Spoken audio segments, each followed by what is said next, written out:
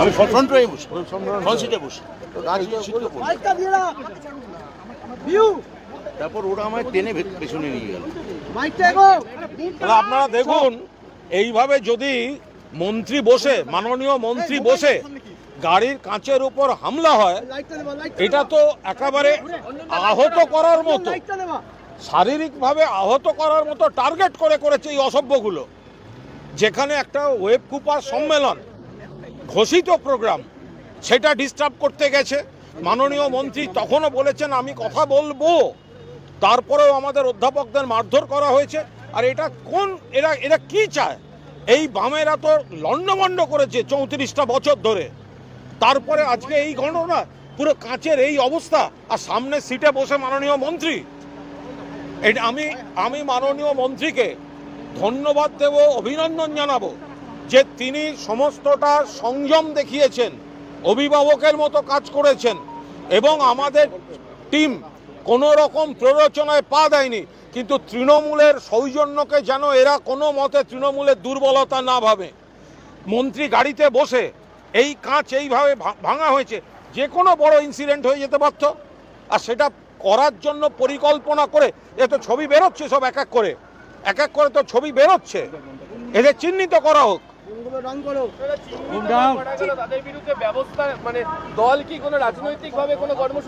আমরা তো প্রতিহিংসা পরায়ণ নই, তাহলে আমরা সেটা সেই ভাষায় বুঝে নিতাম। এটা মমতা বন্দ্যোপাধ্যায় মাননীয় মুখ্যমন্ত্রী, তো ফলে আমরা তো ওইভাবে বলতে পারি না যে যারা মেরেছে তাদের অমুক, কিন্তু আমাদের ধৈর্যের পরীক্ষা যেন না নেয়।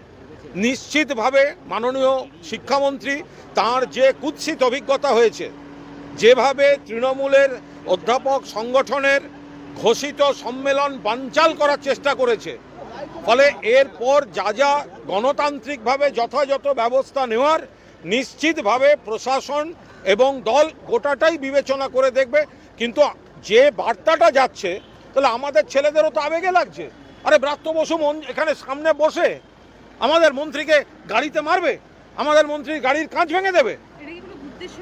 উদ্দেশ্য মানে 100% পরিকল্পিতভাবে, উদ্দেশ্য প্রণোদিতভাবে ব্রাত্য বসুকে টার্গেট করা হয়েছে, যেটা একটা ঘোষিত, একটা গণতান্ত্রিক পরিসরে একটা ঘোষিত প্রোগ্রাম। সেই সংগঠনের তিনি নেতা, তিনি সেখানে যাচ্ছেন, রাজ্যের মাননীয় মন্ত্রী, সেটাকে বানচাল করা। যেখানে তিনি বলছেন তিনি কথা বলতে রাজি, যাকে বললেন ওদের বুঝিয়ে বলো, সেই অধ্যাপক ডক্টর প্রদীপ্ত মুখোপাধ্যায়কে ওইভাবে মারা হলো।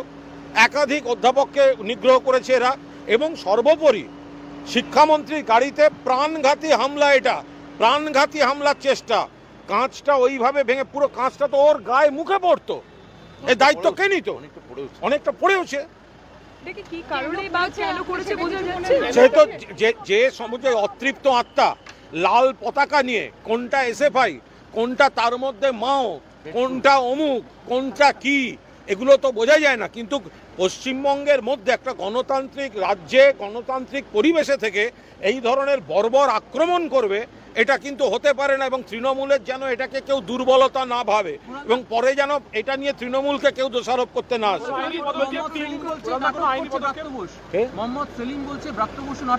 এরপরে যদি মোহাম্মদ সেলিমের কোনো ঘোষিত প্রোগ্রামে তৃণমূলের ছেলেরা জল বাতাসা দিতে যায়, তখন মোহাম্মদ সেলিম গ্রহণ করবেন তো? যেখানে একটা হামলা হচ্ছে, এই পরিমাণ হামলা, সেটাই মোহাম্মদ সেলিম যতই শূন্য হোক, একটা দায়িত্বশীল পদ, একটা দলের রাজ্য সম্পাদক, তিনি বলছেন ব্রাত্য বসু নাটক করছে। তাহলে আপনার দলের যখন কোনো কিছু হবে, তখন আমাদের ছেলেরা যদি জল বাতাসা নিয়ে পরিষেবা দিতে যায়, তখন সেটা হজম করতে পারবেন তো? তৃণমূল ওই রাজনীতি করে না বলে এখনো দাঁড়িয়ে কথা বলছেন। তৃণমূল 3টে টার্ম সরকারে, তারপরেও যাদবপুরের এই পরিস্থিতি কেন বারবার বদল হচ্ছে? এটা আলাদা বিষয়, মানে এটা একটা বৃহত্তর বিষয়, সেটা পরে মাননীয় মন্ত্রী ব্যাখ্যা করে বলে দেবেন। কিন্তু যেভাবে বিনা প্ররোচনায় পরিকল্পিতভাবে শিক্ষামন্ত্রীর উপর এবং আমাদের সম্মেলনে আক্রমণ হয়েছে, এটা আমরা অত্যন্ত সিরিয়াসলি নিলাম। ভিডিও দেখাচ্ছে, সেই ভিডিও দেখাচ্ছে যে ছেলেটি মাথায় আঘাত পেয়েছেন তার উপর দিয়ে ব্রাত্য বসু গাড়ি গেছেন, এবং একটা ভিডিও দেখাচ্ছেন যাদবপুরের ছেলেরা, সেখানকার ছেলেরা। এইসব আজে বাজে কথা বলে কোনো লাভ নেই, এই ধরনের কথা বলে কোনো লাভ নেই। তার কারণ হচ্ছে ব্রাত্য বসু তো তাঁর ঘোষিত প্রোগ্রামে গেছেন, তাকে বাধা দেওয়া হবে কেন? তাকে বাধা দেওয়া হবে কেন? তিনি তো তার ঘোষিত প্রোগ্রামে গেছেন। এবার তিনি তার মতো করে যাবেন, তার রাস্তা আটকানো, রাস্তায় শুয়ে পড়া বা অমুক ব্রাত্য বসু টপকে গেছেন কি ব্রাত্য বসু ডান দিক দিয়ে গেছে, এই কথাগুলো আসবে কেন? ব্রাত্য বসু তো ঘোষিত প্রোগ্রামে গেছেন, অন্য সংগঠন সেখানে বাধা দিতে আসবে কেন? সবচেয়ে বড় কথা, তিনি তো এতটা সৌজন্য দেখিয়ে বলছেন আমি তাদের সঙ্গে কথা বলবো, আমার সম্মেলনটা করে নিতে দাও তোমরা।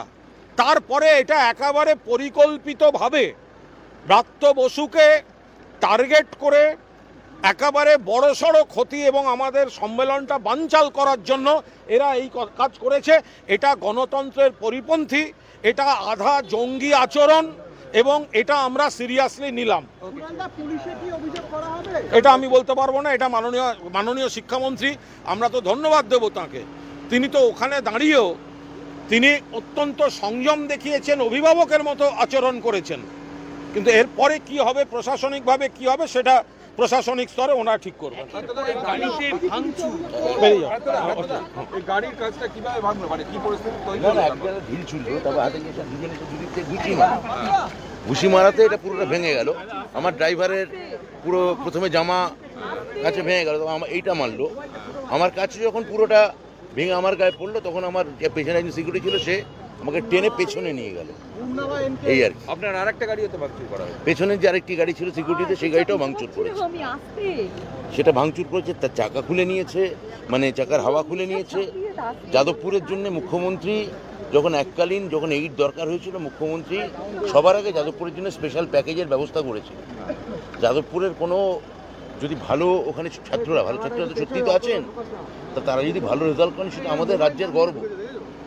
কিন্তু এরা কারা, কি উদ্দেশ্যে এটা ওরা আজকে এটা ঘটালেন, এটা আমার বোধগম্যতার বাইরে। এটা শিয়ার নুইসেন্স, নৈরাজ্য সৃষ্টি করা ছাড়া এদের আর কোনো লক্ষ্য নেই। একটা ওই কুণাল ঘোষ যেটা বললেন, একটা হতাশ অতৃপ্ত আত্মা, সেই আত্মার দল, যাদের পাশের বাড়িতেও যাদের কাউকে চেনে না, তারা এই সাবসিডি পেয়ে এই ধরনের বিশ্ববিদ্যালয়ে এসে পড়ে সেই বিশ্ববিদ্যালয়ের পরিবেশ নষ্ট করে, একাডেমিক পরিবেশ এটা হতে দেয় না। আপনি পুলিশকে ডেকেছেন? মানে পুলিশ বারবার করে উপাচার্য আমায় বলেছেন পুলিশ ডাকতে, আমি পুলিশ ডাকতে সম্মত হইনি।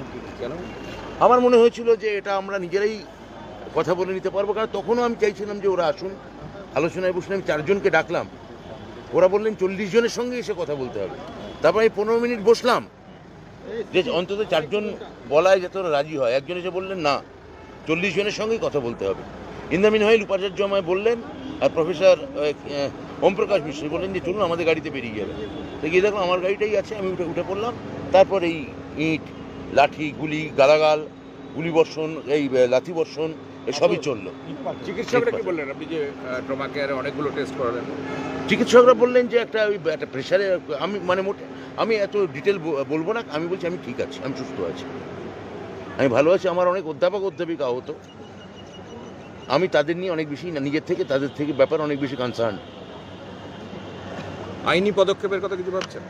আমার ছাত্র এই অধ্যাপক সংগঠন ভাইস প্রেসিডেন্টরা, ওরা বোধহয় যাদবপুর থানায় গেছেন, আমার খবর নিয়ে জানালেন। প্রফেসর ওমপ্রকাশ মিশ্র আরও উপাচার্যও বোধহয় গেছেন কিনা আমি জানি না। ওরা বোধহয়, কেন অনেকে বলছেন যে অনেকে বহিরাগতও ছিল, কয়েকজন বাইরের ছাত্র ছিল। তো দেখা যাক। আমি তো এখন এখানে, আমি পিজিতে এসেছিলাম, ওখানে কি হলো না হলো এই খবর এখনো থানায় আমার কাছে আসেনি। মুখ্যমন্ত্রীর সঙ্গে কথা? মুখ্যমন্ত্রীর সঙ্গে কথা হয়েছে, মাননীয় নেত্রীকে আমি পুরো রিপোর্টটাই জানিয়েছি।